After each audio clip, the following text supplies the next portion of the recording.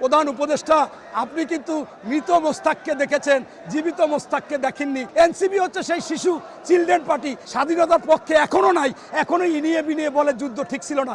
তারা নাকি, তাদের নাকি বাংলাদেশ। জনগণ আমাকে 5 বছর চায়, কোন জনগণ চায়, কিভাবে চায়, এর কোনো কিন্তু ব্যাখ্যা নাই। তার অন্য উপদেষ্টা, স্বরাষ্ট্র উপদেষ্টা, সেও বলে 5 বছর নাকি চায়। আবার ডক্টর আসিফ নজরুল, আসিফ মাহমুদের বই উদ্বোধনের দিন বলল যে আমাদেরকে 5-10 বছর থাকতে হবে তোমাদের। এই যে বিষয়গুলো, এইটা একটা গভীর ষড়যন্ত্র। এই এনসিপি নামক যারা মনে করেন একটা গল্পের মতো, বন্ধু বান্ধবের মধ্যে একজনে বলতেছে যে আমি আমার ছেলেকে বিয়ে করাতে চাই। বলছে তোমার ছেলে করে কি? কয় একটু ছোট। কয় বয়স কত? কয় 2 বছর। তা 20 বছর 25 বছর পর বিয়ে করাবে, এই কথা এখন আলোচনা করে। এনসিপি হচ্ছে সেই শিশু চিলড্রেন পার্টি, তাকে এই উপদেষ্টারা ওই রকম যোগ্য করবে, সাবাল্য করবে, বিয়ের যোগ্য করে বিয়ে দিবে। এইটা তো রাজনীতিতে হয় না। তাই আমি এই দেখেছেন যে উনি পদত্যাগ করবে না কি, সেইটা একটা অনিবন্ধিতকৃত এই চিলড্রেন পার্টির এই কি যেন নাহিদ সাহেবের কাছে কোলাকুলি করে বলছে।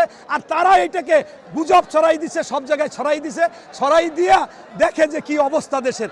আরে আমি যখন ওইগুলো প্রোফাইল চেক করলাম, দেখি যে এরা শিবির আর হলে এনসিপি। এখন এই শিবির আর এনসিপি যারা জীবনে স্বাধীনতার পক্ষে এখনো নাই, এখনো ইনিয়ে বিনিয়ে বলে যুদ্ধ ঠিক ছিল না, তারা নাকি, তাদের নাকি বাংলাদেশ। আর যারা বীর মুক্তিযোদ্ধা, সেক্টর কমান্ডার, শহীদ পরিবার, এরা কিন্তু কখনো এখনো বলে না, বলে আমাদের বাংলাদেশ। তাই এদেরকে নিয়ে যে ষড়যন্ত্র হচ্ছে, তাতে আপনাদের মাধ্যমে এই প্রধান উপদেষ্টাকে বলতে চাই, প্রধান উপদেষ্টা আপনি কিন্তু মৃত মোস্তাককে দেখেছেন, জীবিত মোস্তাককে দেখেননি।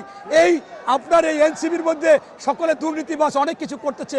এর মধ্যে একটা কথা আপনাকে স্পষ্ট করে জানিয়ে দিই যে আপনার এই সারজিদ আলম যখন ছাত্রলীগ করেছিলেন এবং তার বাবা যখন একটা থানার সহসভাপতি ছিল আওয়ামী লীগের, তখন শেখ মুজিবুর রহমানকে পৃথিবীর শ্রেষ্ঠ ব্যক্তিত্ব বলেছে, মাথায় করে রেখেছে। এমনকি আপনারা দেখেছেন যে নবীদের উপরেও স্থান দিয়েছে। আর এখন যখন উনি এনসিপি করেছে, তখনই এই শেখ মুজিবুর রহমানকে প্রস্রাবখানায় রাখে, পায়খানায় রাখে, সবচেয়ে নিকৃষ্ট ব্যক্তি। এই হচ্ছে জীবিত মোস্তাক। তাই আপনার এই জীবিত মোস্তাক থেকে দূরে থেকে জনগণের কথা শুনুন। বাংলাদেশের সফল প্রধানমন্ত্রী, সফল একজন রাষ্ট্রপ্রধানের সহধর্মিণী, স্বাধীনতার ঘোষকের সহধর্মিণী, প্রথম বাংলাদেশের মহিলা প্রধানমন্ত্রী, মহিলা মুক্তিযোদ্ধা, আপনি প্রয়োজনে এই বেগম খালেদা জিয়ার শরণাপন্ন হন, তার কাছে বুদ্ধি নিন। এবং আপনি আর কখনো এই সংস্কার বলেন না। আপনি ধরা খেয়েছেন, আপনাদের সংস্কার 4 মাসে হয়ে যাওয়ার কথা ছিল। রাজনৈতিক দল থেকে আপনারা সব সংস্কারের পয়েন্ট নিয়েছিলেন, এরপর সংস্কার কমিশন করেছিলেন 1 মাসের, 2 মাসের মধ্যে শেষ হয়েছে।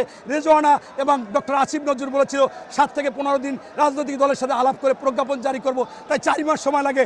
8 মাসে যদি এসে বলেন কিছুই হয় না, তাহলে দুঃখজনক ব্যাপার। তাই সংস্কার যতটুকু দরকার দ্রুত করে ডিসেম্বরের মধ্যে নির্বাচন দেন, তাহলে আপনি বিশ্বে একজন ভালো লোক হয়ে থাকবেন।